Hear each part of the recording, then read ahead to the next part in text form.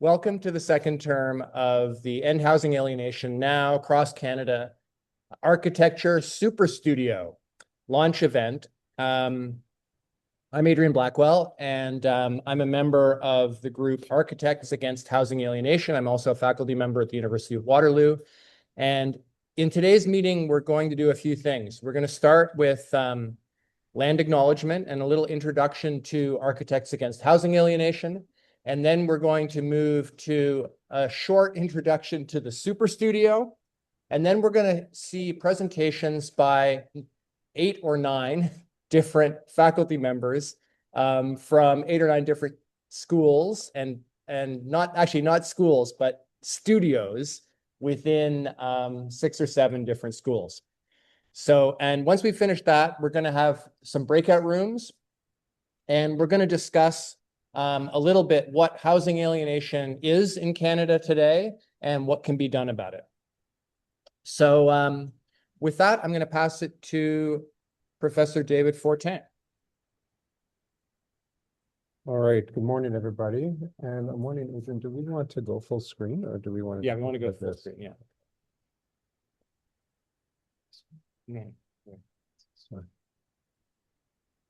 Sorry, everyone. It's probably going to take a second to get there.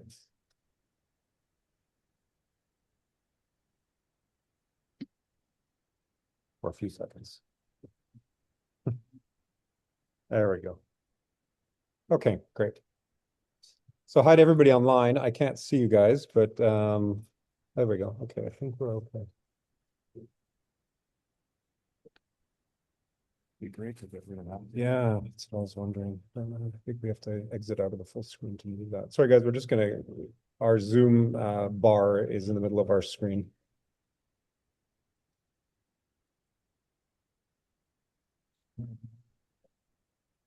Can't get on top of it, Liz. I think you have to jump out of this.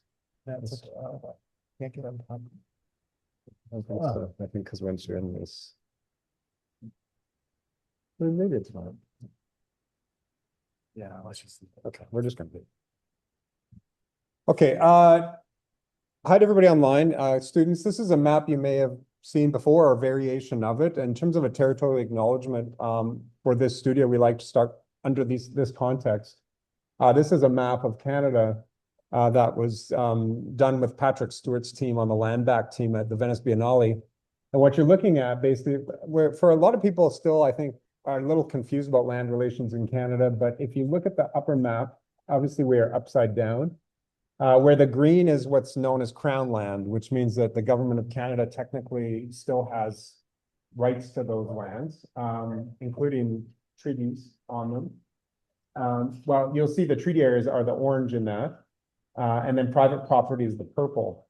And so the proposition of land back means what is a future for Canada if Crown land is rightfully understood as still Indigenous land. There's still communities in many parts of Canada that are sovereign nations and still are on their territories and have been since time immemorial. So what is Canada's relationship to that land? And so this comes up in our work when we're talking about being at home. I will give a lecture next week on that, but I think it's just an important context for everybody to remember when we're talking about housing and being at home in this country, that there's still very, very live discussions about whose right it is to be on those lands with modern day treaties happening across the country.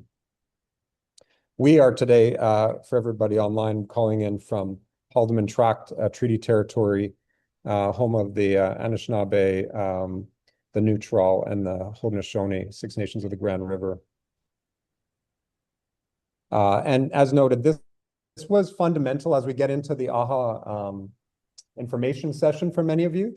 This was our first demand of our group, which is to better understand those relations with Indigenous peoples and land back, which is happening across the country in small and fairly large ways.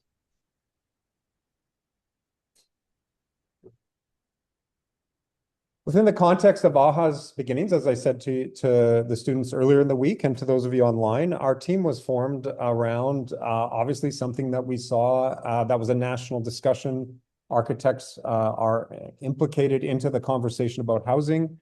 although a vast majority of housing is not designed by architects, we have a role to play in designing a future or designing a way out of what is, largely known as a housing crisis. This affects Indigenous people strongly and affects all of us, those of us that have got mortgages, those of us that are renting, those of you that in the future will be trying to find a place to live with potentially families in this country. We are all implicated, and it's in all of our news feeds on a daily basis. The graph tells this story. We in Canada have a situation, as has happened around the world, where disposable income no longer is keeping pace with house prices, and the red line continues to move at a rate that continues to exclude many people from housing, and more people falling out of housing. Other countries in the world have had this for generations. In Canada, as you saw in the video earlier this week, it's been a live discussion, but certainly I think it can be arguable that we've never had this level of a housing crisis. And people are now rising up across the country and forming collective resistance to this and trying to ask questions on what we do collectively. And that really was the premise for the beginning of our AHA team. And so Adrian, who many of you know here and online, and Matthew started conversations initially, and that brought into a team of 6 as the founding committee members for the AHA collective. And so we were all studying in our own regions of housing in different ways. Patrick, as a practicing architect, myself had been doing work. The images on the bottom show Adrian's work with tiny homes here in Cambridge, and also publishing. So Matthew doing work on capitalism. Tiana had done various publications on the modern man and looking at Soviet housing, and Sarah also looking into financialization and capitalism and housing. Adrian and I had also done work on property. So when you combined everything that we were all interested in, we'd start to look at housing as a team. We thought this was the context to form a collective, which became known as Architects Against Housing Alienation. And I also want to acknowledge on behalf of our team that we're the 6 founding members, but our team grew very quickly. So Ali Kadir, for instance, is a graphic designer from OCAD University. And so our logo design was, and our website was designed with him and Chris Lee. Chris Lee actually designed the logo for AHA. And so we had to envision ourselves when we put our team together, what we pitched to the Canada Council for the Arts was we were going to launch a campaign in Venice. It wasn't so much about putting on an exhibit of something in a traditional kind of art gallery sense, but actually it would be what we called the heart quarters for AHA. Rather than a headquarters, it was our heart quarters located in the Biennale. And that's the team. Adrian's moving me along. So I'm not going to get into this. This was in our readings, just particularly the Marcuse and Madden reading about alienation, what that means and how housing fits into that. And hopefully everybody's thinking about it in these terms. Really, we're looking at de-alienating housing. These were the 10 teams that formed the Biennale content. So we wanted to look across the country where we formed collective teams of 1 activist, 1 architect, and 1 advocate as a kind of baseline approach to how these teams would be formed.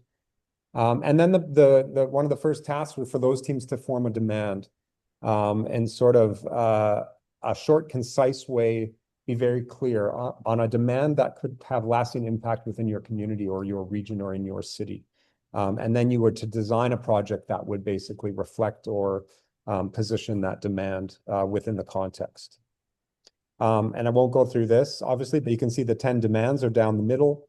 On the left-hand side tells you geographically where they're from and also the teammates. And so AHA started off with 6. We grew very quickly to almost 100 people, many of which were in Venice for the opening of the Biennale. So in Venice, this is the Canadian Pavilion designed by an Italian architect whose father we actually had a chance to meet when we were there.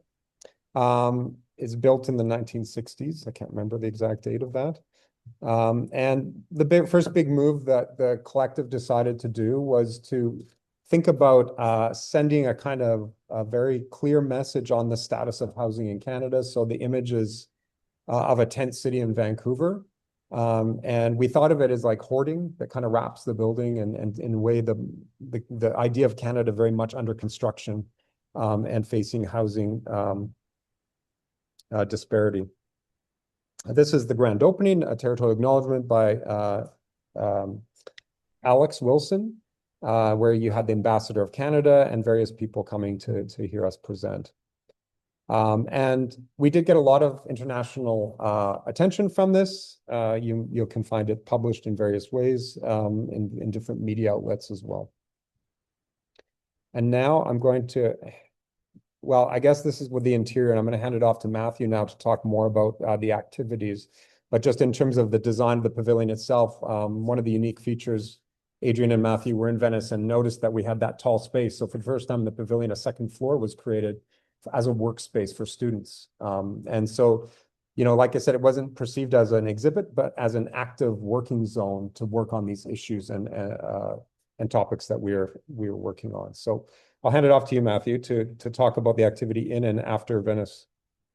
Great. Thanks, David. Hi, everyone. I'm Matthew Souls. So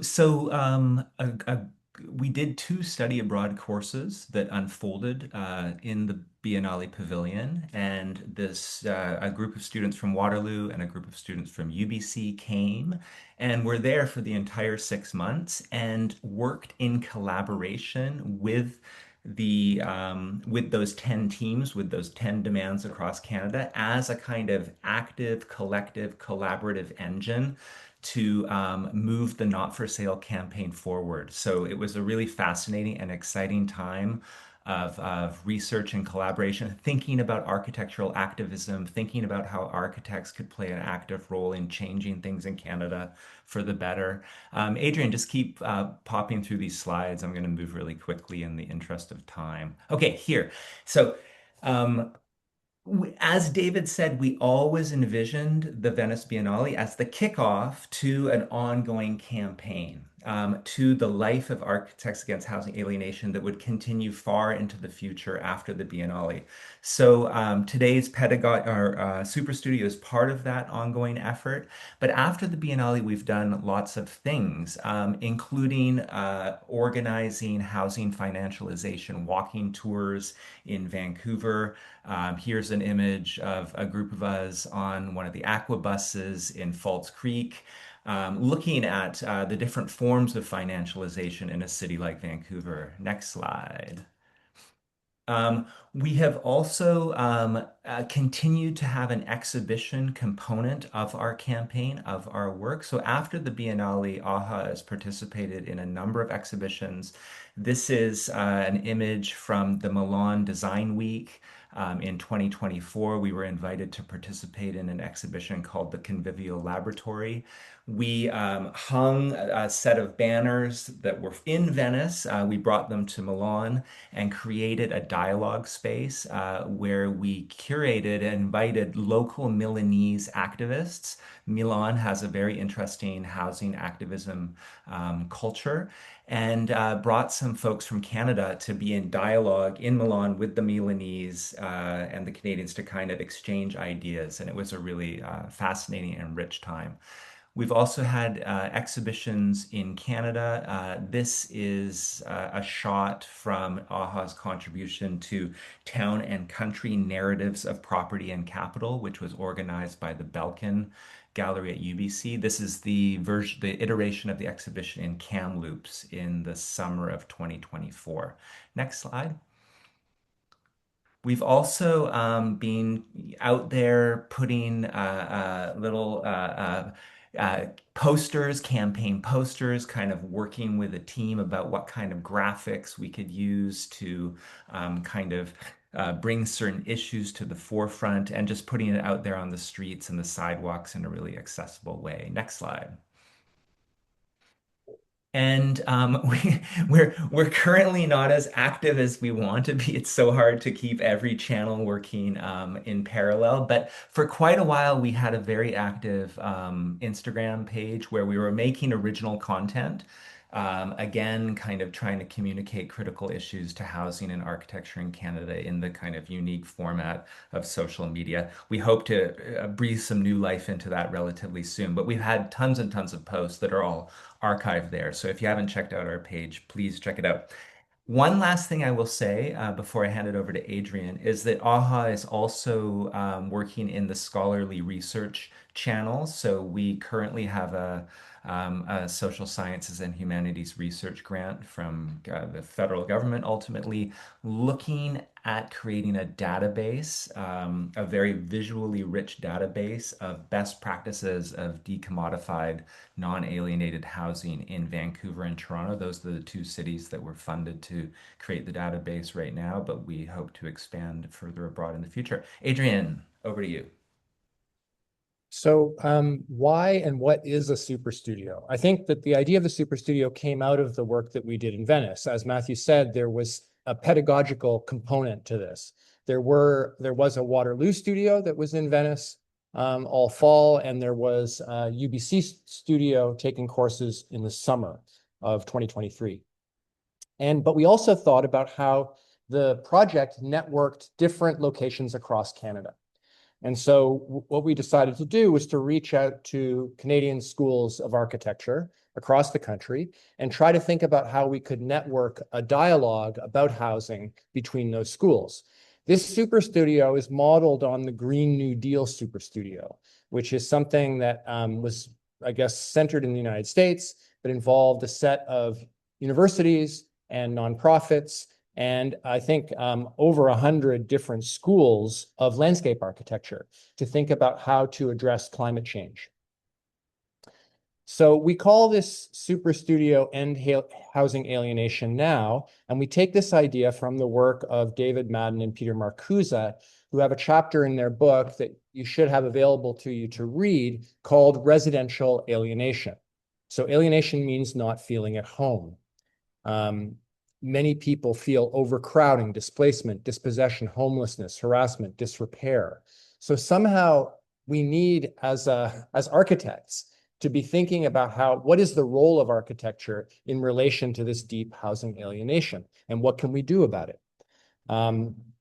We think this comes out of the hyper-commodification of housing, its radical alienability, its exchangeability. We have this website. You can see that there were, I think, 9 studios in the fall. There are 9 studios this term in the winter. We don't quite have 18 different universities. TMU has 3 different projects, and Calgary, Manitoba, and Toronto have ongoing projects. And BCIT has 2 studios and Waterloo has 2 studios. But we do have quite a range of different schools from across the country participating. So there are some basic format and principles of the Superstudio. The Superstudio functions on 2 pedagogical levels: shared characteristics and tactics and studio-specific content and tactics. So all individual studio courses share a broad common theme, guiding principles, and pedagogical structure as described by the brief that by the principles that I'll share. We come together as a whole to kick off and conclude each semester, and we're sharing resources and design knowledge as it emerges over the term. At the same time, each studio is really doing its own thing. These studios are separate and independent, but they're going to be networked and shared. So the shared principles that we've come up with are Indigenous solidarity. All the studios engage with Indigenous solidarity, whether they're for Indigenous people or not. Last term, we had a studio at Laurentian that really focused on land back. And we had a second studio at Manitoba, which was strongly influenced by Indigenous principles, and also at Athabasca. But not all studios focus on that, but all studios are in Canada on land which was Indigenous and is still the land of Indigenous people. So we need to address that in these studios. Housing decommodification. The housing problem in Canada is a result of the rapid increase in the cost of land caused by the assetization of land and housing. So we need to think about decommodified approaches. Holistic quality. We need to think about how housing needs to be better designed to connect inhabitants to their surrounding natural ecology, community of family and friends and neighbors, and people's sense of creative agency. And finally, collaboration. Housing is part of a complex system with many participants. And so as architects, we need to collaborate with others. So for Architects Against Housing Alienation, that was activists and advocates. And I know in the studio that we're working with Union Co-op, and other studios are working with other partners so that architects aren't by themselves. As part of the Superstudio, we had 5 talks in the fall, and in the winter, we have 9 talks. So these talks are going to be part of this studio and will be part of the other studios. Sometimes we'll be able to see them synchronously. Sometimes we'll have the ability to see them asynchronously. So thanks for listening to this introduction. We are going to now move to introductions to the winter term studios from the Superstudio, and we're going to start with the University of Toronto. Great. Thank you so much. It's a massive honor to be a part of this. My name is Karen Kuby. I teach at Daniels at the University of Toronto, and I am teaching a year-long thesis studio on architecture and the right to housing. Next, please. So housing as a human right. Next, please. This is not just a slogan. This has been codified in international law since 1948, and the right to housing has been law in Canada since 2019. So what we're doing in our course is reading the legal framework for the right to housing as an architectural one. What that means is the legal framework is put forward through 7 aspects: security of tenure, availability of services, affordability, habitability, accessibility, location, and cultural adequacy. So what we're arguing is that you cannot achieve this critical goal for residents without fully integrating the spatial and architectural dimensions. There's no way to achieve accessibility, even if you have the finest policies around. A home isn't going to be accessible unless you design it properly, ditto for cultural adequacy, etc. Next, please. So each of my 10 students, these are 3rd-year MArchs, this is their final year, is exploring through individual design projects these basic yet complicated questions, short, not basic, short yet complicated questions. What does the right to housing mean in practice? And how can architects or architecture contribute? And, we're not operating in a vacuum. There's a lot of phenomenal work going on as we speak, a lot of important lessons to learn from historically that we believe we can expand upon. Next, please. And so last semester was a seminar. We had a 3-hour seminar, which I ran like a reading group. So each week, students were reading 2 or 3 different required readings. Whoever was presenting that week also read something else. And we organized this first looking at the housing system, then each week investigating the principles that were just discussed, that are shared by all of the AHA Superstudio satellites, starting with Indigenous solidarity. And then for our class, each of the subsequent weeks was looking at something like accessibility, location, cultural adequacy, asking questions about the links between architecture and aspects of the right to housing, looking at, how different authors have thought about these issues. Next, please. And so we had a good time. We were discussing these readings asynchronously on a Miro board. Next. So it starts to look like this. So the conversation is already going by the time the students get into the classroom, and then each week one student was leading a reading discussion. And yeah, they're pretty smart. Next, please. So we produced collectively a research book on these questions, the right to housing and architecture towards the end of housing alienation. I've shared some images from that on the website, and I can share the link, whatever you want. Next, please. So this is how it's organized. We were looking at what's up with the right to housing in Canada in terms of legal frameworks and recent policy changes, like Build Canada Homes, etc., and what civil society organizations have to say about this. and then looking at a series of case studies, again, to start to explore the 4 Superstudio principles. Next, please.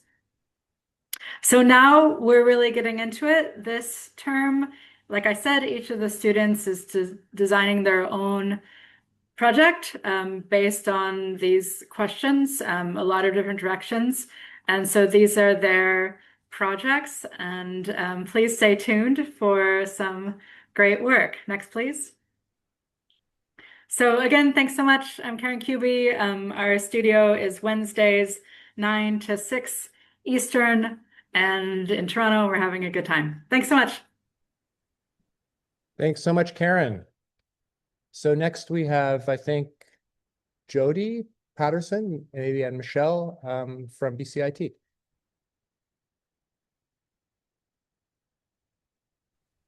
Thanks, everybody. I'm just going to check if Michelle has been able to join the call yet. If he hasn't, he's on his way.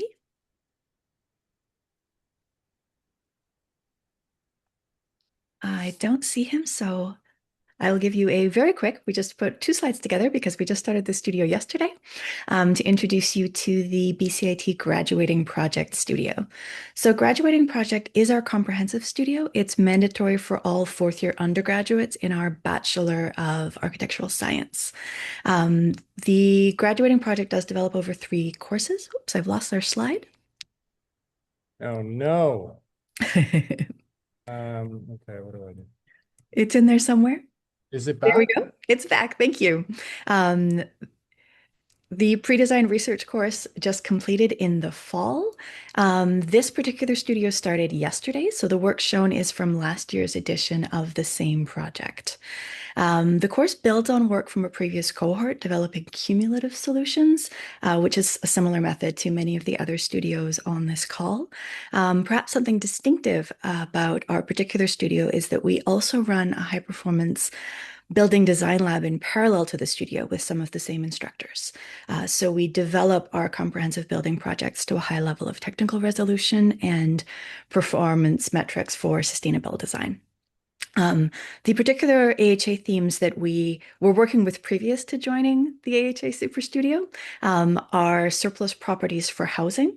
So from the AHA website, our particular project over recent years is sites of an abandoned building and then a building that was destroyed by fire. So empty lots on a historic main street in the city of New Westminster. And the students apply BC housing guidelines in cooperation with BC Housing and the City of New Westminster Municipality to develop affordable rental housing. I highlighted it because I missed that word on the description. We are doing all non-tenured, so rental housing only. All students are working on developing surplus properties for rental purposes for different types of communities. Some have the option of also doing intentional communities for unhoused people. And the goal of building this on top of a city public library is to maximize land use, develop public infrastructure for all, while also providing housing stability on these particular lots. So some of the work shown is here. This is from last year. The way the students respond to these particular projects is different for each one, but we all have the same set of architectural drivers and performance drivers. This particular student, one of our graduating class last year, Arsha, developed the project with the idea of building a community for local artists and local sorry, I think my sound just flipped there. And this particular project was developed as a hub for the local community and for the homeless community, in addition to working, as in the upper image, to working through some ideas of building high quality residential spaces on a very dense urban footprint.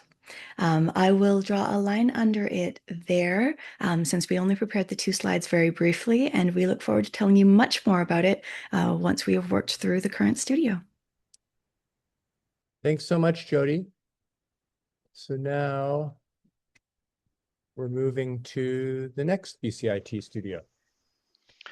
Thanks very much, Adrian. My name is Tony Osborne. I'm one of two instructors for this studio, as well as Christina Ubeda. This housing studio is for the third-year students at BCIT's undergraduate program. It's their second design studio in the program, so they just finished a very introductory term that introduced them to the problems of design. This one introduces them to the complexities of the housing problem. Next slide, please. This is just a bit of a poorly formatted layout of how the course comes together. Looks like there was some formatting changes between Google Slides and PowerPoint, which we always love to see. Yeah, no worries.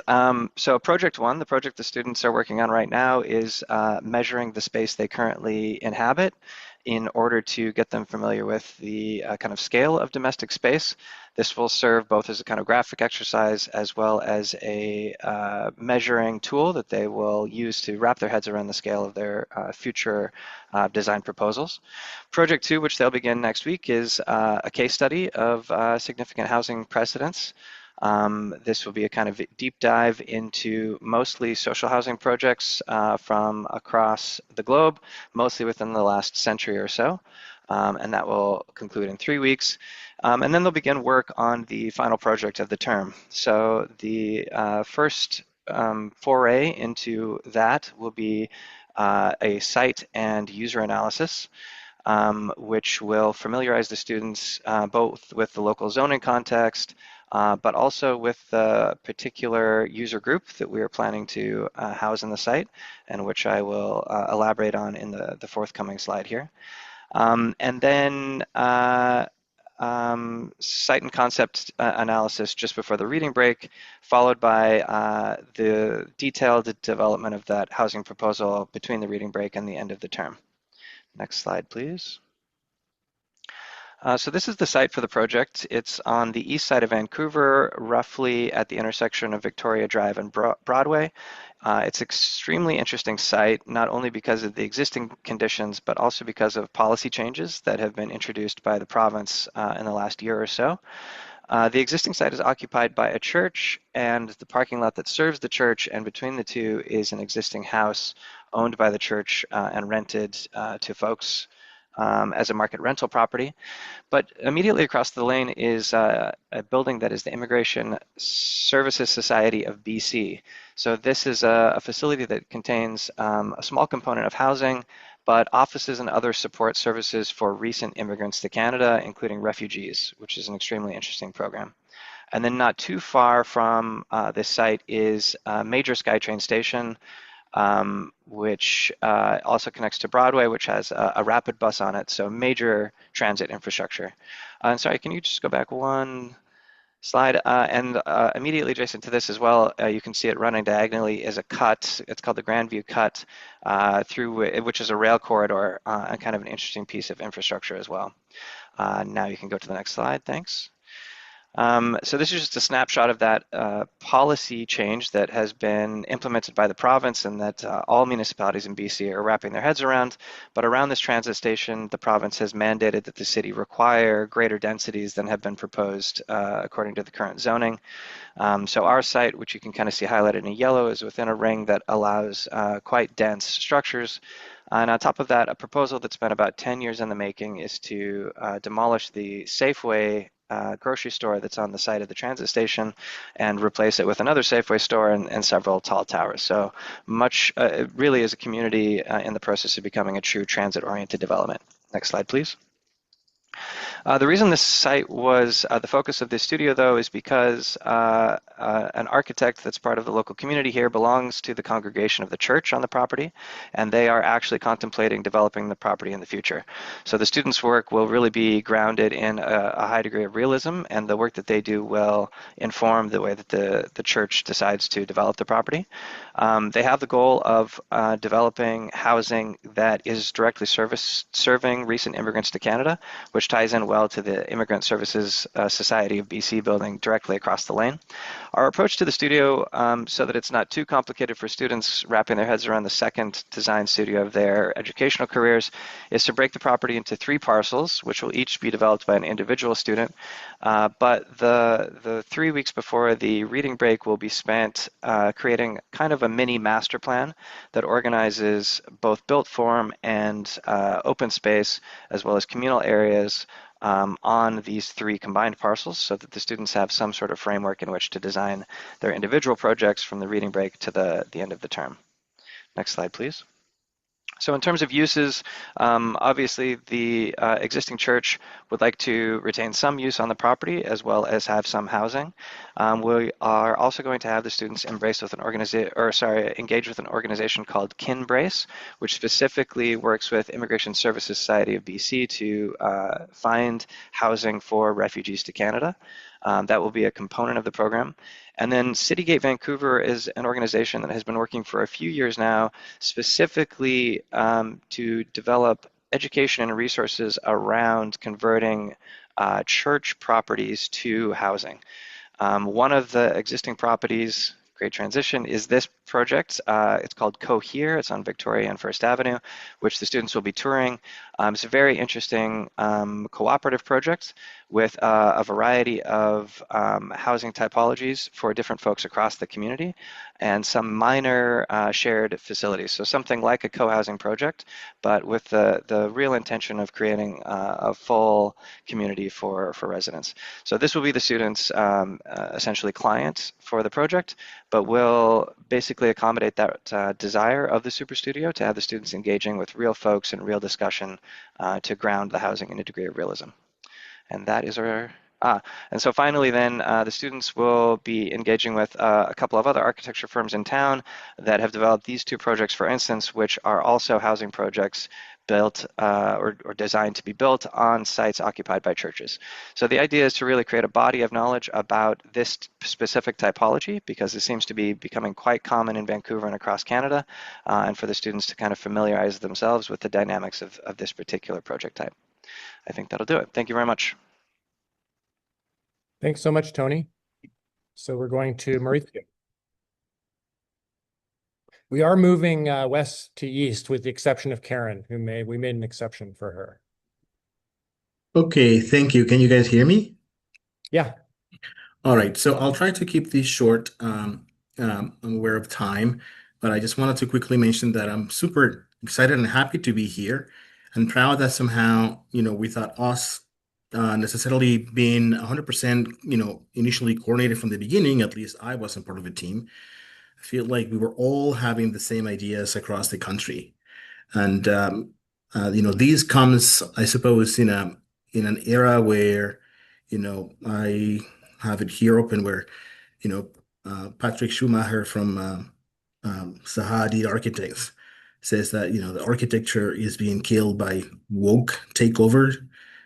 You guys can Google that. And then it says that another paper that he wrote that says unfettered capitalism is the way to solve the housing crisis. So I'm super happy to be, part of this group.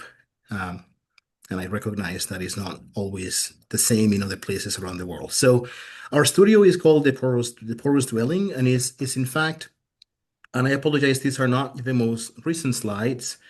This is the second iteration of the same topic, but it's not in last semester in the fall. It was actually a second year undergraduate studio, and now I'm teaching the same studio, or slightly the same studio, has a third year master's in architecture studio. So I expect that the results might be, slightly different. So next slide. So the conversation that I have with students, starts with this slide, basically letting them know, that this is how, Canada used to look like. We have a painting by Paul Klein, 19th century painting, showing the prairies here around Calgary, the buffalo, vast ecosystems, and so on. And on the right, in just over a century, essentially, we transformed this living ecosystem into a spread of houses, that extend further and further into the landscape. And of course, the question is, what for? Like, what has that given us? The next slide. because of course, and I don't want to go too much into detail. We all are aware of this across the country, but this is an image, from Calgary, in which unfortunately the housing situation has not been solved, right? We're still in crisis. We build, suburban expansions to, in all directions to the horizon in Calgary, highways, subdivisions, and non-ending construction, and we still have a big housing crisis. So how do we deal with that? So the next slide. So the question the studio um, um, presents is, how can Canadian housing evolve, with people, adapt to climate, and foster a more collective life? And that's where the next slide, and that's where the porous dwelling idea came into being, right? So thinking about housing as adaptive, as resilient, as evolving, and as collective. So as a living organism that adapts and change and promotes social interactions, as well as promotes a different way of relating with nature. Next slide. And so the studio is going to be run in 3 stages. So we first do a research. We spent a couple of weeks doing research, and I've been, of course, using a lot of the fantastic information collected by this group to kind of inform students about what the current situation is, and so on. So this will be essentially, we spent about 2 weeks doing some collective readings and looking at some meaningful case studies. Next slide. Then after that, students work individually to design what I called my house, right? So the idea being is that they will come up with one single, let's say, dwelling designed for, 4 to 6 people. And the idea is that this will become almost like the core or the party of their larger proposal. So again, we spent about 2 weeks doing this. Next slide. And then this is where the center of the project is going to be, right? So now teams will team up in teams of 2 and design collaborative, collective co-housing, right? So having spent some time looking into case studies and reading some housing manifestos and so on. At this point, they will spend the next essentially 8 weeks designing their own proposal. Now, something that I don't have in this slide or in this presentation is the site.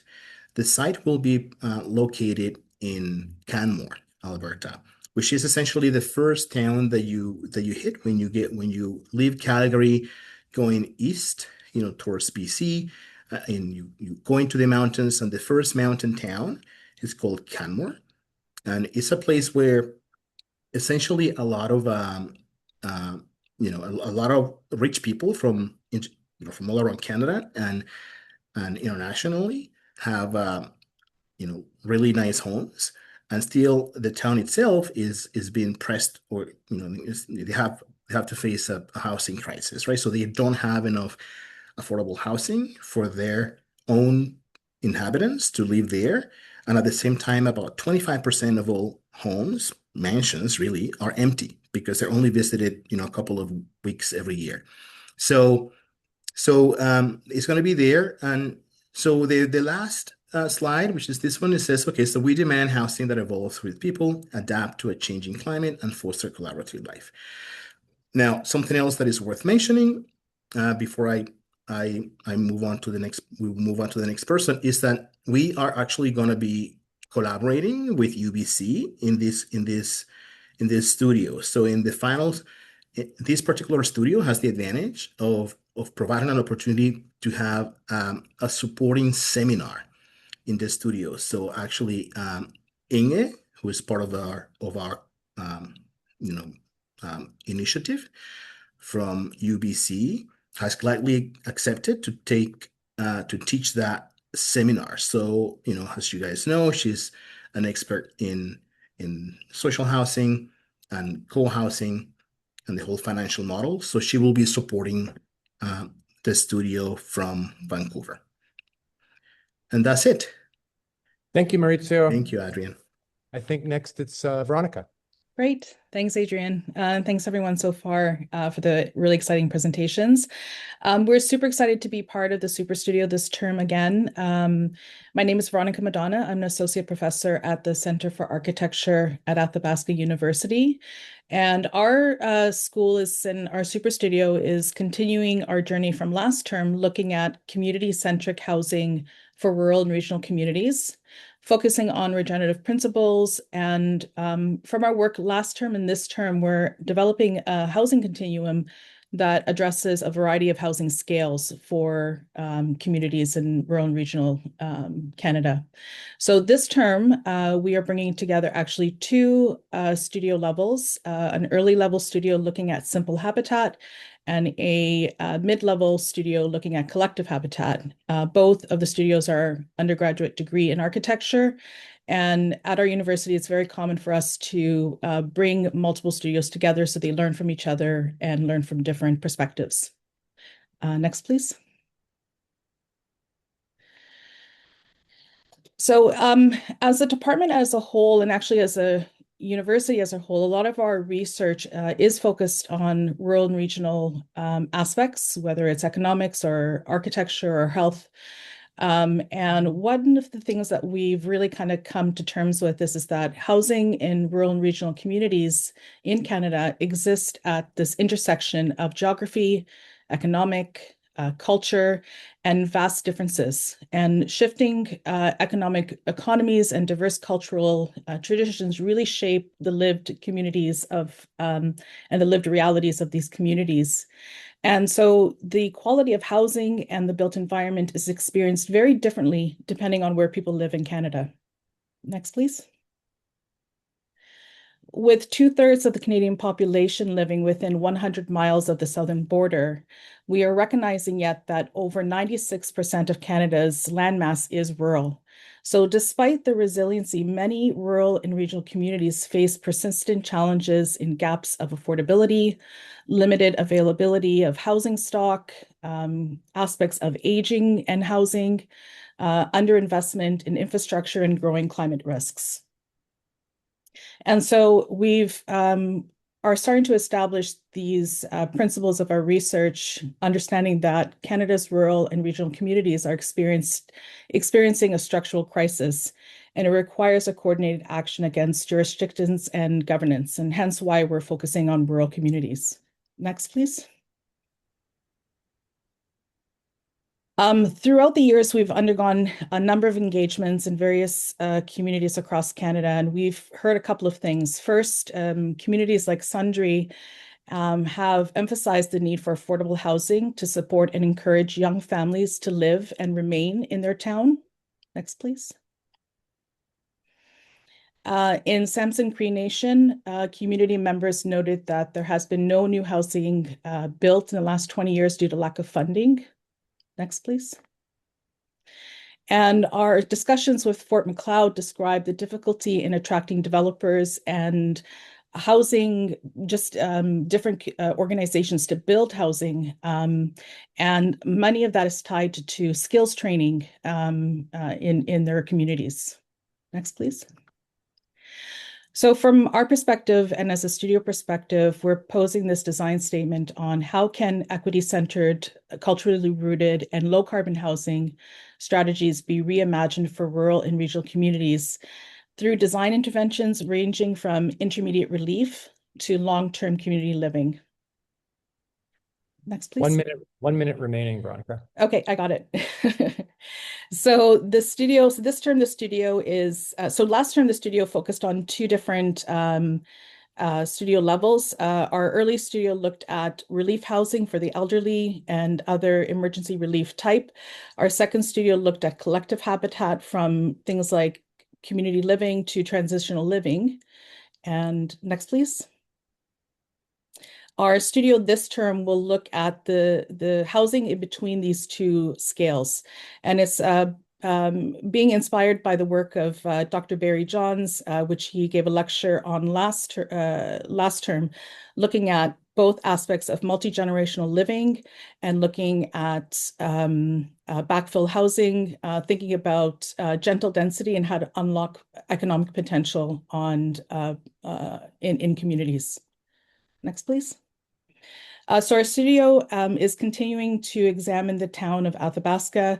Not only is this the hometown of our university campus, but it's also a town that has experienced decline over the years for various reasons. And we've been working strategically with the township over a number of years on looking at economic growth and different types of industry potential. So we're hoping that these different designs that we've been developing in the studio could act as a launching point for future development. Next, please. So just very quickly, our studios, because they are delivered online, do remain quite small. So we have 8 students in total. 7 of them will be participating in the Superstudio. We have 6 students this term looking at Simple Habitat, so they'll be working directly, and we hope to invite Barry Johns into our studio to work directly with our students on backfill and multi-generational living. They'll start with precedent analysis, moving on to site analysis. Then they'll start to develop their own design brief and then implement that into a design strategy. And then a similar strategy for a collective habitat student who will continue the work from last term on collective living. Thank you. Thanks, Veronica. So the next studio is Sean Bailey's Fabricating Hey, Otherwise. I got my stuff together. I can talk about it if you want. Great, yeah. Okay, perfect. So yeah, our studio, this is a year-long studio. Its first term is sort of design, research, and fabrication. Second term is the comprehensive. So basically, this studio is called Fabricating Otherwise, and it's based off David Pye. So Pye calls this workmanship of risk, where outcomes rely on judgment, care, and skill, as opposed to workmanship of certainty, where everything is predetermined and uniform. So for housing, this means it isn't found in rigid efficiency, but in marks of making, traces of culture, care, and connection. And what does that mean for architecture? So Fabricating Otherwise asks, what if housing carried this kind of beauty, not in perfection, but in how it was made? So the first term we looked, and it's a speculative studio. So we looked and see what kind of materials were local, inspired by firms like Material Culture in the UK, and trying to develop a series of prototypes. So the students have built prototypes. And we're actually working with a community organization called the Spence Neighborhood Association. It's a resident-led organization working to revitalize community through housing, green spaces, economic development, and support for youth and families. So they serve as 25 block inner city area with many Indigenous and immigrant residences and older housing stock. Partnering with SNA, our studio will design with and for the community. So we had a meeting, they gave us a site and they gave us a program. And basically we're working within those boundaries to kind of dream into a new housing typology. What the studio did, we have this series of prototypes, and then we have a schematic design, and then we have sort of this narrative, and now this term is sort of combining that work. And so we're kind of rephrasing the studio, and I think it's really important.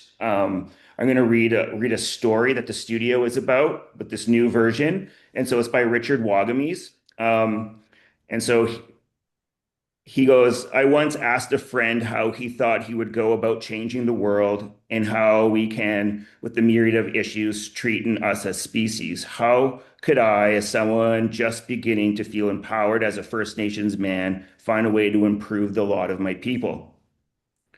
How could I get beyond the turmoil and struggles of my own life to help someone else?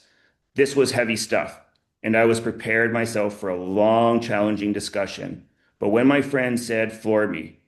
As a self-employed contractor, my friend worked at home. His wife had a job outside the home, so he looked after a 10-year-old son after school. Once he picked up his son, fed him a snack, and spent some play time with him, my friend would get back to work. Usually the boy would do his homework or amuse himself in his room, but one afternoon, on the day was particularly hectic, he wanted desperately his father's attention. So my friend ripped a picture out of a magazine, a photo that showed the world from outer space. He tore the picture into tiny pieces, handed them to the boy, and asked his son to put the picture back together. Thinking the assigned task would be take forever, my friend settled into his work, but the son was back in 5 minutes, and the puzzle solved, and the glued to a piece of paper. How did you do that so fast? He asked the boy. Simple, the boy said. There was a picture of the man on the other side, so I put the man together first, and the world came together just fine. And so the simple parable from daily life has been a saving grace for me ever since, putting the man back together first, and the world came together just fine.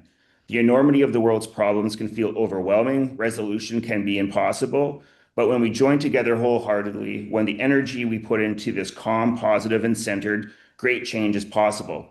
I've seen it in my work, in my own life, and I've seen in the work in the world. Might people say that the change is fundamental law of the universe, like the weather? It happens without any input from us. We make change too. We just need to do one small piece at a time. And so to challenge the comprehensive, so that was from Richard Wagamese. It's also a kind of a critical outlook on how we imply Indigenous architecture, how it can be embodied with meaning and practice and value and narrative. And so the studio asked the approach architecture poetically and critically, not as a solution-driven discipline, but as a way of seeing differently. Guided by Richard Wagamese, we begin turning the work inward, understanding what meaningful architecture narratives emerge only when we first examine who we are as designers, what we carry, and how we locate ourselves in relationship to the world and others.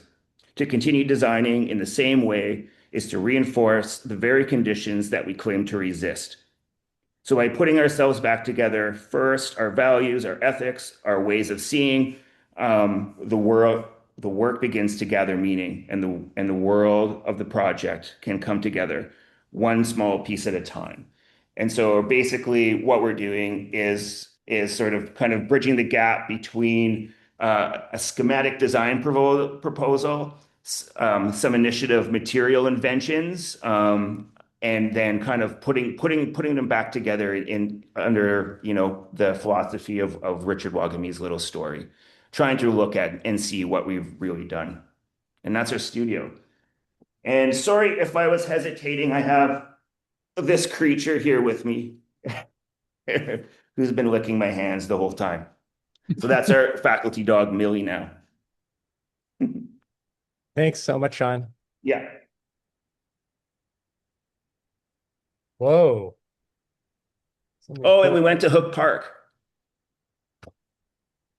And so that was a video from last term. Very cool. Okay. Wow.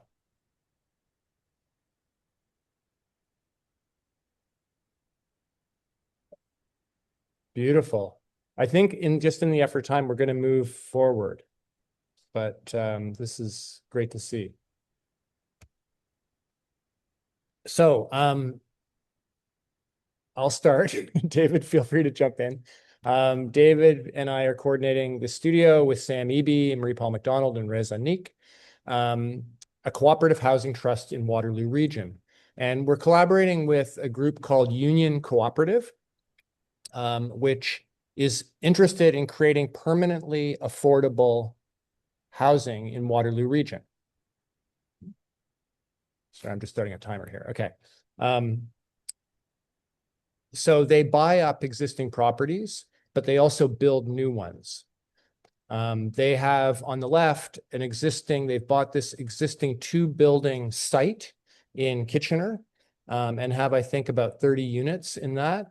And they've secured those as permanently affordable, but they're also working with Build Now, which is a consortium of developers and nonprofits in Waterloo region, on a much larger site that the city of Waterloo has assigned to Build Now to build quite a lot of affordable housing, which is both going to be affordable ownership and affordable rental. And Union Cooperative is going to be leading the building and design of the affordable rental housing.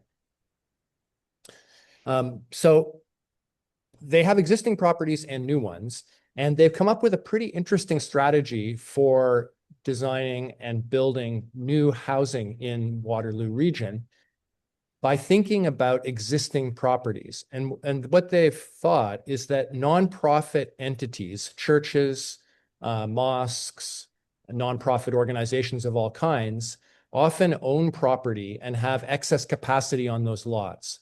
And so working with a startup associated with the University of Waterloo, they mapped out 240 nonprofit properties in the city of Kitchener. So within our studio, the first project is we've divided this in, we have 78 students. We've divided this into 15 different groups, and each group looks at 16 different properties in order to evaluate how useful they will be as potential housing sites. So these are just two of the 240 properties, but you can see we don't have, this is just a screenshot from the mapping that we have. But students are looking at plot plans to understand the excess capacity on these sites. David's already shown this slide, but we're very interested in the way that alienation is alienation from the natural world, the people that surround us, and from our own individual creativity.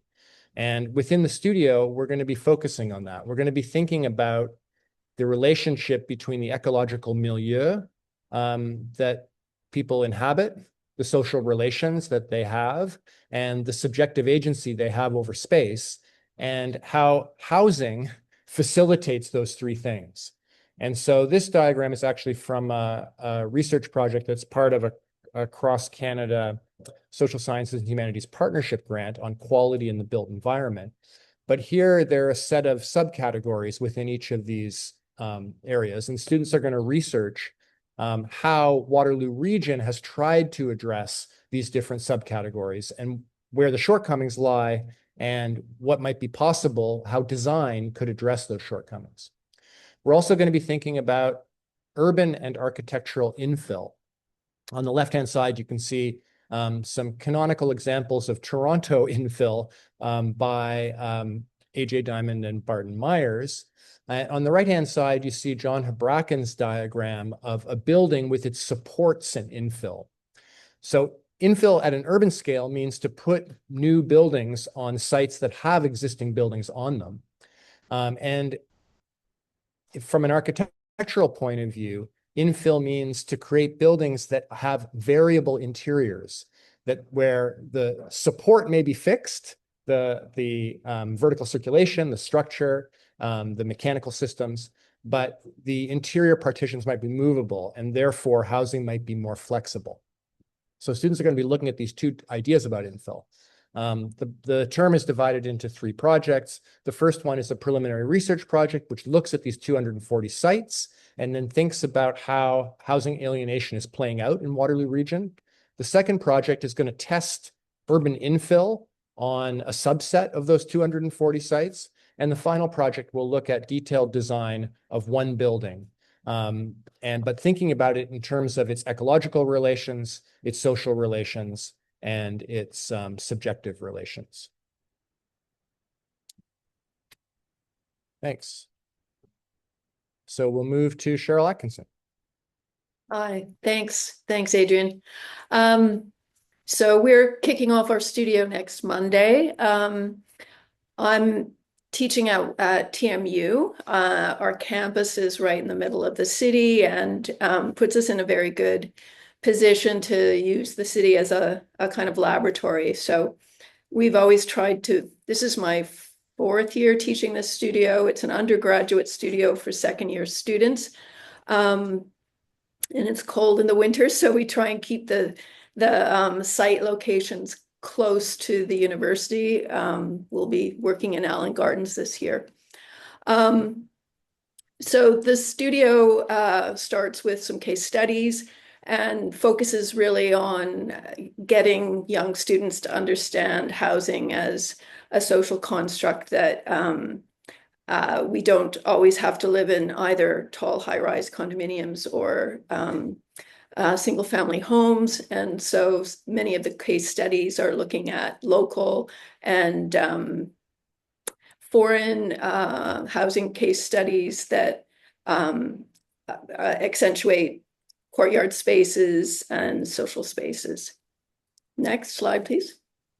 So this project, which is one that I worked on at Teeple Architects a number of years ago, is also around the corner, and it looks at the courtyard as a typology in a vertical condition. So 11-story building, also social housing that was part of the Regent Park development that housed people from the community while their own buildings were being demolished and rebuilt at greater density, and incorporates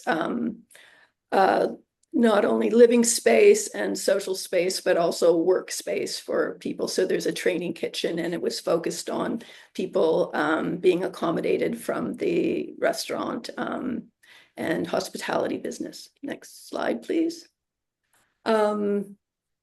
I go to England a fair amount, so also introducing them to some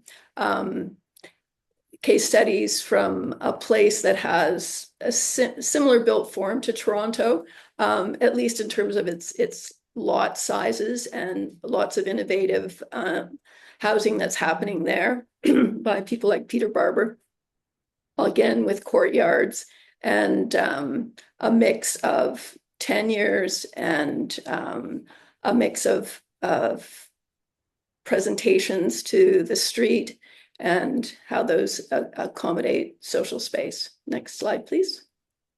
We also look at cities. This is all within the first few weeks of the course. So they're working on a project, which I'll describe shortly, but these are some of the case studies that they're working on at the same time, which are looking at the morphology of different cities and how that impacts housing. So there's lots of great examples of courtyard housing in places like Berlin. This project from another source that we get the students to look at is the Density Atlas, which is a great website, which has a number of case studies that look at morphology and put data related to housing. So students are also asked to, when they're working on their case studies, start to take into account things like people per hectare and units per hectare. So they start to get a sense of what density means in numerical terms. Next slide. And then that, again, these are images from the Density Atlas that show Paris, a late Haussmann neighborhood, and the amount of coverage that exists there and the amount of density that exists there within a relatively low built form, 7 stories. Next slide. And then, so while the student, after they're, well, simultaneous to working on the case study projects, which are done in groups, the students' first project is a laneway house in the same neighborhood that we're working on for the second project of the term, which is a mid-rise housing project. So this is a sample of a student work, and we asked them to not just design a laneway house looking at using the City of Toronto design guidelines, because they're also supposed to be learning about regulations and code and zoning. But we asked them to increase the density so that it's not 6 meters high maximum, but 10 meters high, and it has to accommodate two units, not just one unit. So it's challenging, and it gives students a chance to really evaluate their own living situations and measure and understand scale and relationships. We also asked them to, as you saw in the previous slide, think of that single building as a repeatable thing, and how does it make a landscape? How does it make a street, not just a single unit? And then the final project is a mid-rise housing project, also in the same neighborhood. Again, Allen Gardens this year. And there we try and use existing empty sites, and this is the second time working in Allen Gardens. There aren't very many left. This is an example of a project from last year when we were working in Stanley Park. So the consistency is an idea about working within a urban heritage neighborhood, confronting mixed use conditions of, in this particular neighborhood, there's industrial as well as residential, individual housing as well as mid-rise housing, and trying to fit a project within that context and create hierarchies of private space or outdoor private to collective space within a single building. We're pretty much at time. Okay, that's good. Thanks a lot, Cheryl. You're welcome. Thanks. Julia and Tura.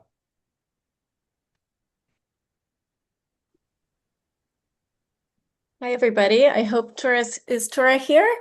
I know he wasn't here. Oh, he's here. Wonderful. Okay. So I'm Julia Demrozic, and together with Tura, we are teaching this graduate level studio at TMU. So maybe the first thing to say is this is the second semester studio. After the studio, in the master's program, the students go on to do their thesis. So part of the setup of the studio, something that we tried to do is make the project kind of specific enough, but also open-ended enough that it would be a kind of a gateway for the students into their individual thesis projects. If you go to the next slide. So the studio is called Counter Proposal. And as part of the setup, we're asking students to think about a specific site that they get to choose. And through that site and through the project, we're asking them to think about kind of projectively, like what could be, but maybe also like retroactively with the question of what could have been. So kind of taking a position on proposals and developments that have already happened. Just as a kind of a reference image, these are models that were done for the competition for Toronto City Hall. So the idea that there are many proposals for every place, and that the students, as part of the studio, will be developing a proposal or a counter proposal of their own to existing conditions. One more, please. So this graduate design studio will look at significant historical and recently planned developments within the city of Toronto through a critical lens, asking what if things had been done differently. So through speculative proposals, students will engage with and question the developments at different scales. It could be a building scale or a block or a neighborhood, with the goal of creating more equitable, livable, culturally vibrant, and ecologically conscious designs for their chosen sites. And considering housing and cultural spaces as a vital component of city building, the counter proposals will address issues of culture, density, affordability, and heritage. Students will collaborate with community organizations, stakeholders relevant to their chosen concerns, and site locations to envision a more enriching city. Next slide. So the semester is broken up into 3 parts and 3 projects, really. So project one is place in context, which is really sort of site analysis and research. Students in groups are selecting a site and looking back at archival documents, architectural records, newspaper clippings. These are all primarily in and around the city of Toronto. And getting a sense of what is the site, both socially, politically, what was the ethos and design thinking that led to the site, but also thinking of, what buildings might have been previously on the site and why, and taking a critical analysis of that. And students will then present that in a poster and booklet. Project 2 is taking a position, and we see this as a manifesto. Still not getting into design yet, but taking a position of really what about the site, works or doesn't? What do they want to challenge? How could they make it better, socially, urbanistically, culturally, architecturally? And that sort of would move forward into a strong position leads to a counter proposal.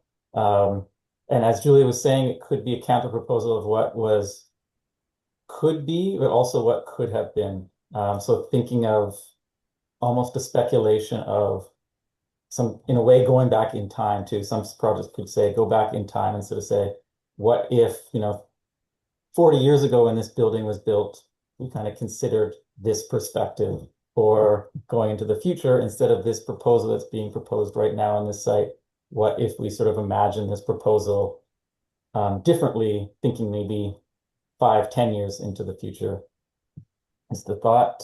Next slide. And again, this is just a reference image that we're sharing with the students. This particular one is a counter proposal that my office did for the social housing site in downtown Toronto, Alexandra Park, of sort of reimagining how this was more, I think, the position of heritage as a driving force and cultural memory. Can we redevelop social housing while keeping a large portion of reconstituting existing buildings rather than demolishing them? I believe that's it. Thanks so much, Julia and Tura. Thank you. Oh, this is our last studio, and I think Anne Cormier is going to present.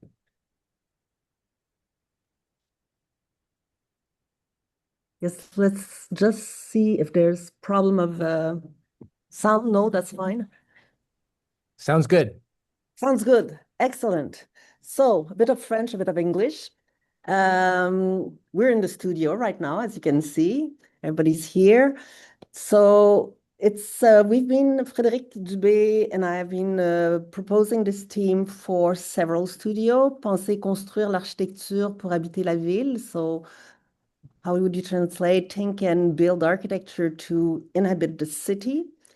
And for the second year, we are working on the Namur Hippodrome, which is a huge site in Montreal that used to be occupied by racing track. So the group of students started yesterday. They started yesterday the second semester of the first year of their master. So let's put it in a more comprehensive way.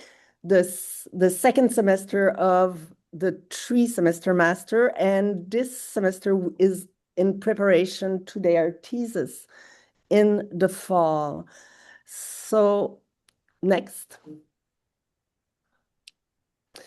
So the Quartier Namur Hippodrome, the QNH, is located in the middle of the island of Montreal. It's in a way very central and very eccentric because it's surrounded by an industrial site and a huge railway track compound, and then a small railway. Anyway, and then it's crossed by the Bonaventure Autoroute for people who know Montreal a little bit. Next. So you have a better vision of the site. If you know the orange julep, big orange julep in Montreal, it's nice right next to it. Part of the site is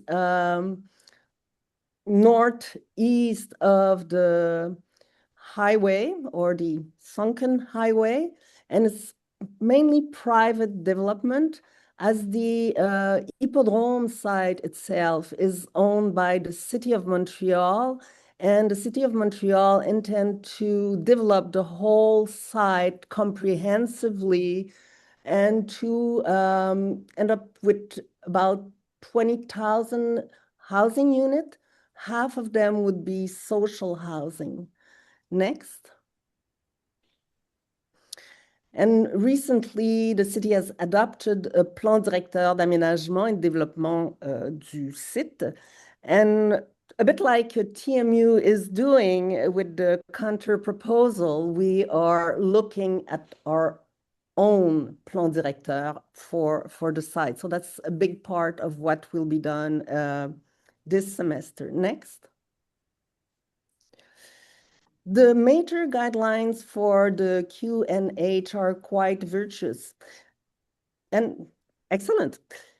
We'll see how we translate them. So it's supposed to be an inclusive and a resilient neighborhood where the health of people and nature is at the heart of decision-making. There should be generous parks and green and public spaces that can be appropriated by the community, contributing to optimal water management and biodiversity. A mobility network that prioritizes the most vulnerable and favor active, collective, and shared modes of transportation, shared and complementary community facilities that meet the needs of the population in all its diversity, a diversity of urban function and housing types within a compact, comprehensive, and human scale living environment conducive to the creation of a carbon neutral neighborhood, thanks to Deep Translate. Next. And I see the time is running. So in the winter, there's a studio which is called Projet de Recherche, which is led by Frédéric and I. And there's also a concomitant seminar, which is a critic investigation of the concept and of the strategy of Co, which is led by Anna Medina, who I see online. And following this, we're lucky, we'll have a voyage d'études à Berlin, seeing some precedent that will be useful to continue the thesis project. And we finish in autumn with the thesis project, which will happen next. So for the research project this term in the studio, we start with the design of a pavilion. Then we will work on a plan d'ensemble, establishing planning principle. Will it be totally a counter proposal to what the city proposed or not? To be seen. During the whole semester, the students develop their own research question. And I must say that in the previous presentation, there was a lot of very interesting research questions. I don't know if any of the students have picked up on them and will use them, we'll see. And they also will write a competition brief. And the competition brief is more or less, well, no, it is really about the project they will do as their thesis. So they put themselves in the position of a conseiller professionnel who's preparing a competition brief, and then they'll put themselves in the position of an architect or a designer responding, or student responding to the competition brief. And the other work we will do this semester is the analysis of Berlin precedent that we will see in the city. Next, please. We're just over 6 minutes, and so we need I know, I can Yeah. see it. So I'll be brief. The pavilion itself is really for the student to gain a good understanding of the site and to design a pavilion that will embody the aspiration of the new neighborhood. Next. The question de recherche and competition program, I more or less explained already, so we can skip this slide. Oops. And the séminaire de recherche, as I said, it's led by Anna, and it's a critical investigation of the concept and strategy of co. So cohabitation, collaboration, cooperatives, cooperation, coexistence, coordination. It's an examination of participatory design methodologies that place residents at the heart of the process as co-creators of their daily lives, their housing, and their communities. The typology of housing, very difficult to pronounce that word, as a living laboratory for exploring how the principle of are physically and socially embedded in the built environment, considering shared space, collective governance, the principle of intentional community. And I don't remember if there's a slide after that or not. That's the end. Okay. Thank you, Anne.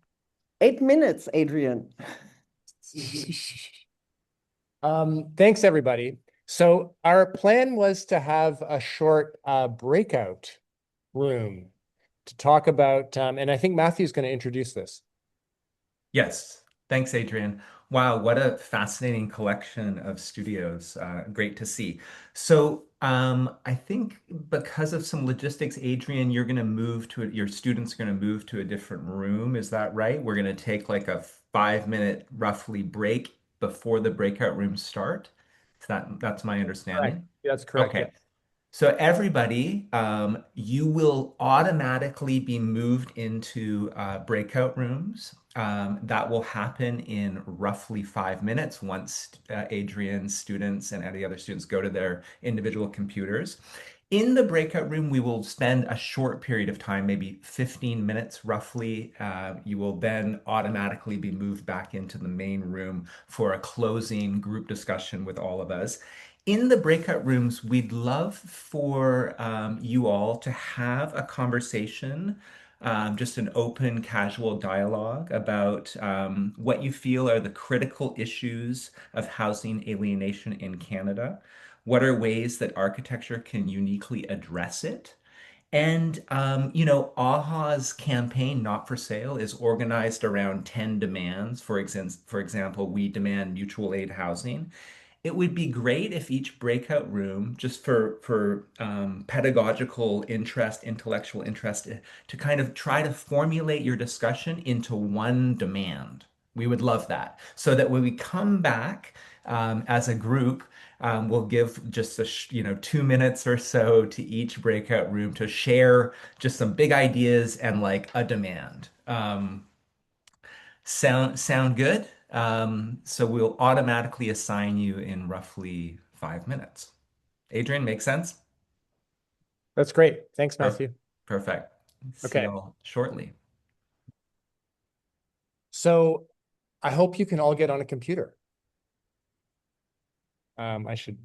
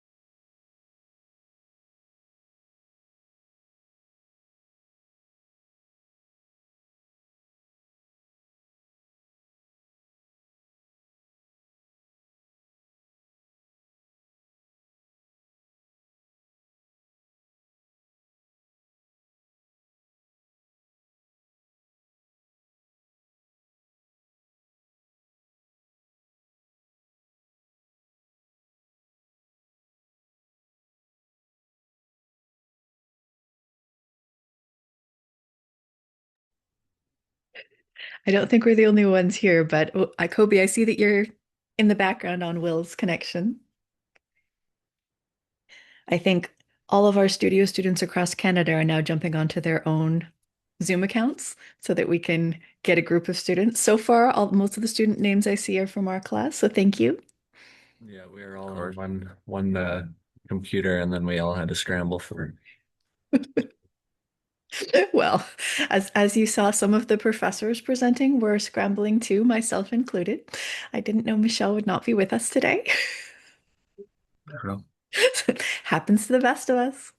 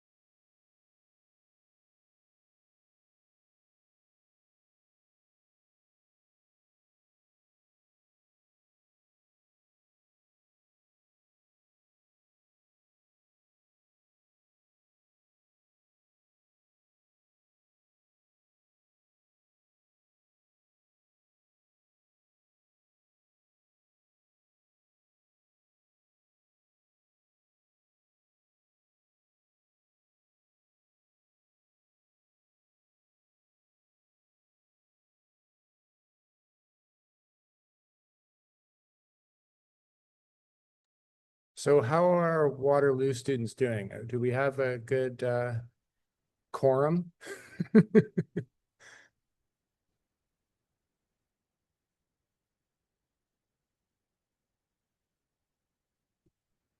I think we've definitely added a few people. That's good.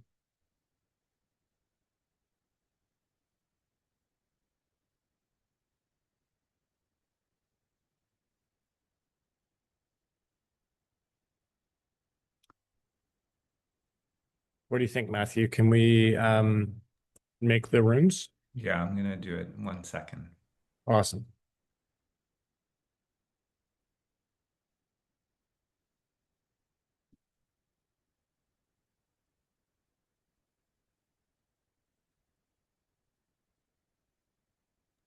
Okay, I'm going to do it right now. It's a total random assignment. One thing, it would be great if maybe someone in each room volunteers to be the kind of note taker and spokesperson.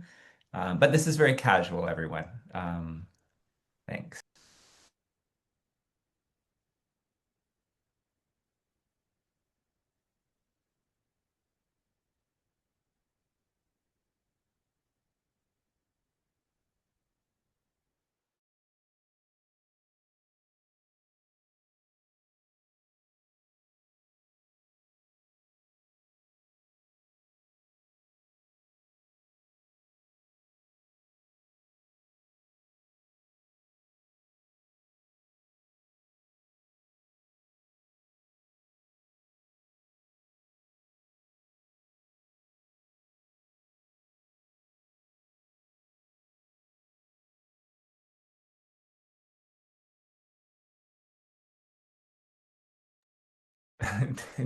Did that work?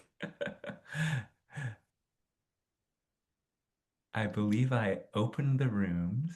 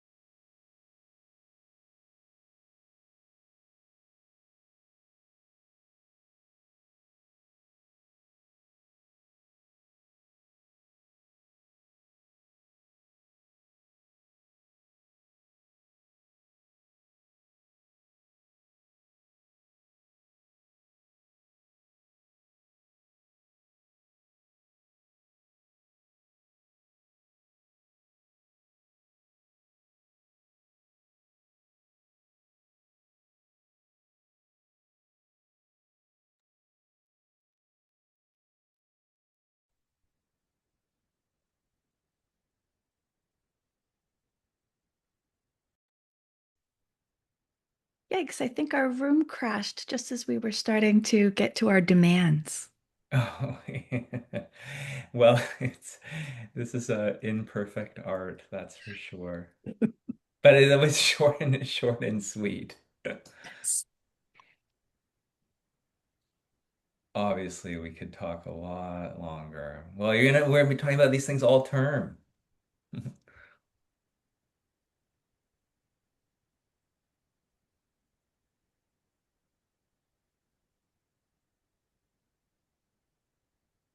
Welcome back to the main room, everyone. I think everyone. Let's see here.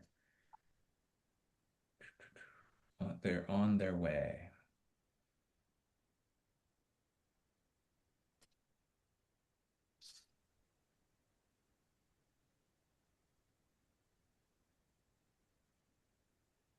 Wow, that was fast. Yeah, it was very fast.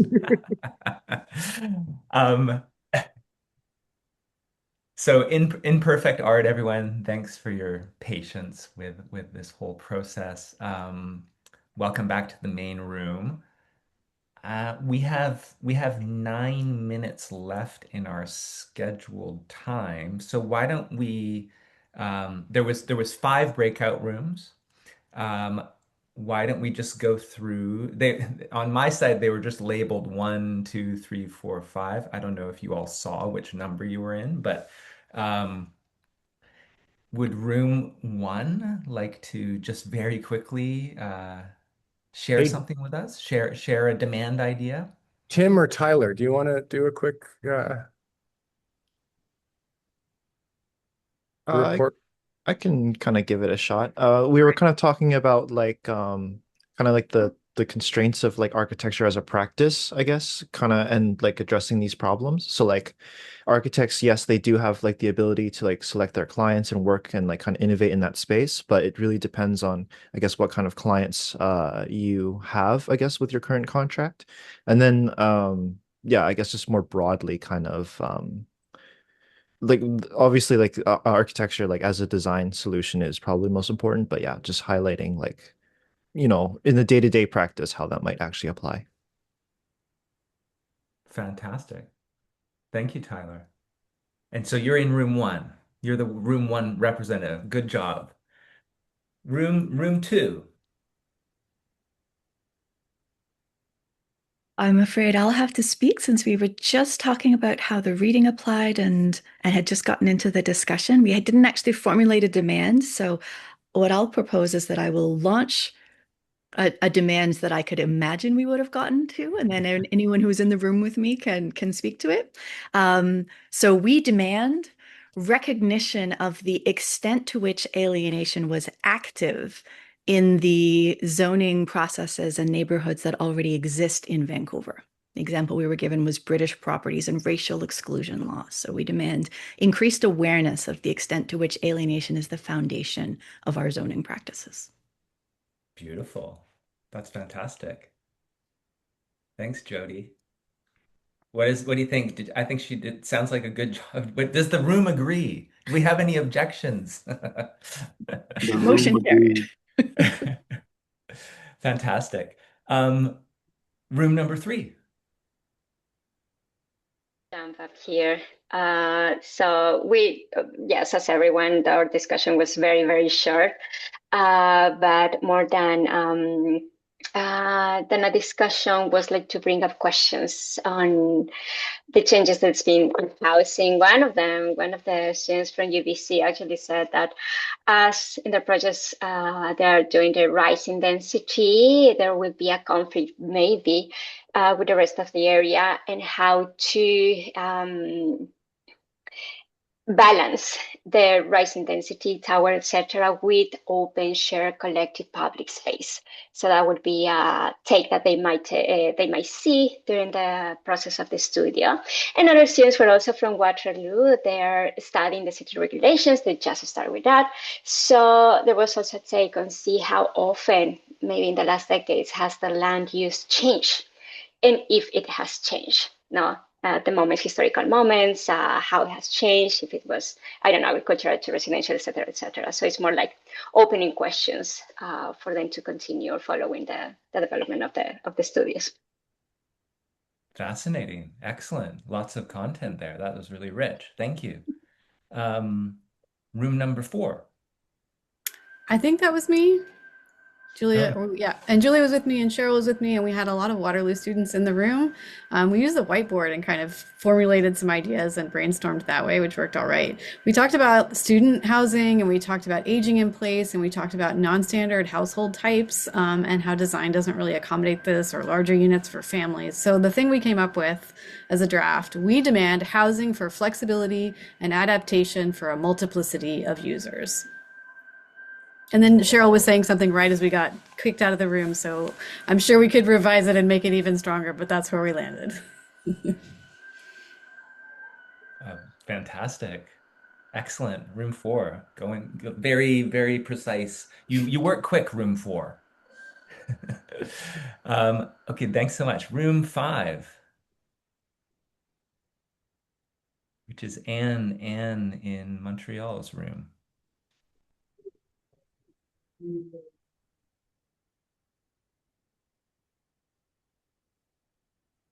Uh-oh, I think they might be frozen. And it's one computer for the whole room. Do you hear me, Adrian? Because it's almost frozen here. Yeah, we can hear you now. Yeah. You're back.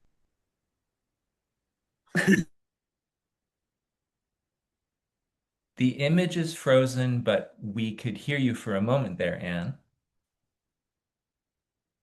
Oh, and I think they're gone. Was there anybody else in room 5 who would like to Are we back? report? We only have one. Are we back, Adrian? Are we okay?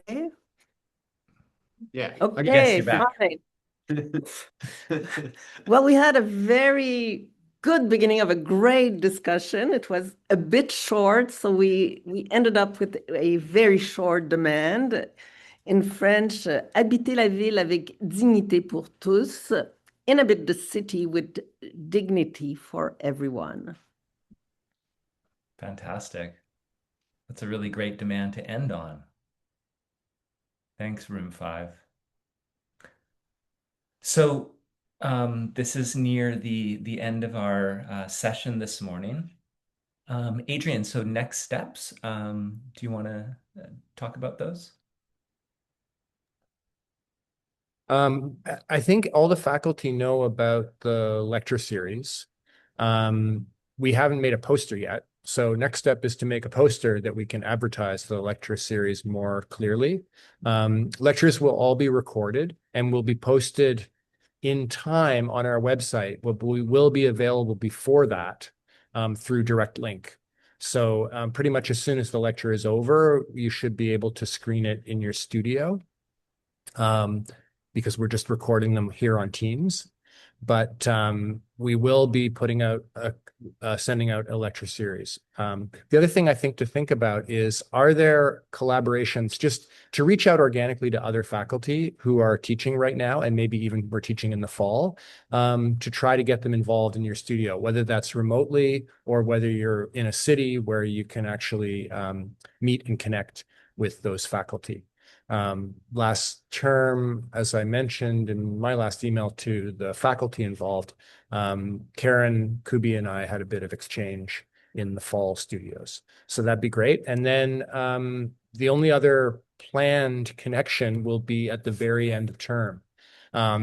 We are also just finalizing the website archiving the fall work. So I think some of you have seen some screenshots of the presentation of work from the fall, but we haven't collated all the material yet, but the website is constructed, and we will be releasing that website shortly with an archive of all the fall work. And of course, we're going to archive all the work from your studios this term as well. Did I miss anything, Matthew? Or No, Julia? Sorry, just a question. So the fall lectures, are they available somewhere with a link? Yes. Because I don't see them on the Google Drive for the Yes, They are available on the Superstudio site. Okay, I will put it into the chat right now. wonderful. Thank you. So they're all, yeah.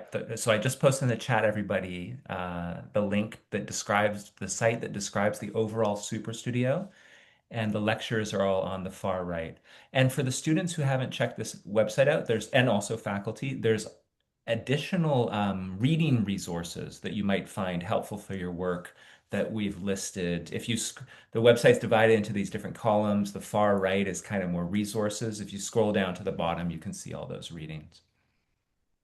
And it's in case all the students don't know, so we are really excited to archive the design work that you do this term, as Adrian said, and we're going to at the end of the term provide a very simple form, a Google form where you upload your work, and then this goes into the archive, and it'll be available to anyone with an internet connection in the world for them to see your work. So we're really excited with sharing and showcasing all the great things that you do this term.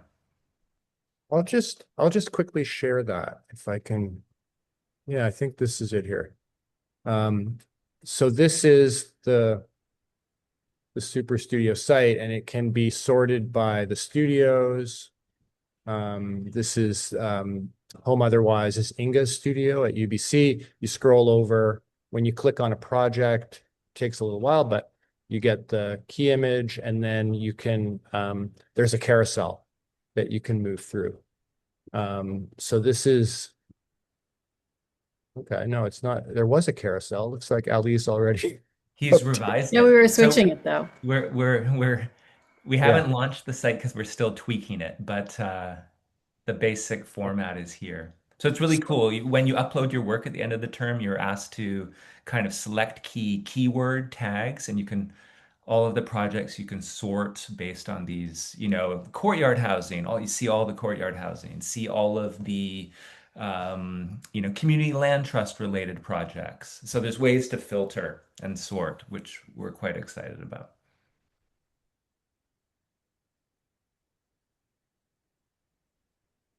So we will share with you so you have in advance the upload instructions. They're very, very simple. It shouldn't take long. It doesn't take long at all. It's very straightforward. But just to have that in your mind that at the end of term, that'll be one small request of you. Thanks, everybody. We're really excited by the diversity of studios, and I think it's going to be a great term. Awesome. Bye. Thanks, everyone. Have a great day. Thanks. Bye.